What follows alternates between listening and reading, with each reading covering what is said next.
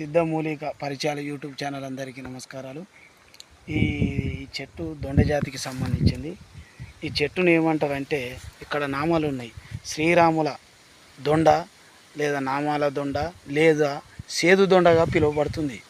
ఈ కాయ చాలా విపరీతమైనటువంటి సేదు కలిగి ఉంటుంది. దీనికి నామాలు ఉంటాయి. శ్రీరాముల దొండగా పిలువబడుతుంది. మరియు అట్లాగే సేదు దొండగా పిలువబడుతుంది. దీన్ని నల్ల దొండ కూడా అంటారు. ఇది నలుపు కలర్లో ఉంటాయి కాయలు. ఆకు కూడా నలుపుగానే ఉంటుంది. కాండం కూడా ముదురు నలుపు రంగులో ఉంటుంది. ఇది ఈ సీజను ఈ నెల తర్వాత ఇవి ఎండుకపోయే అవకాశం ఉంటాయి. కాయలు ఎండుకపోతాయి, తర్వాత పండ్లు అయిపోతాయి.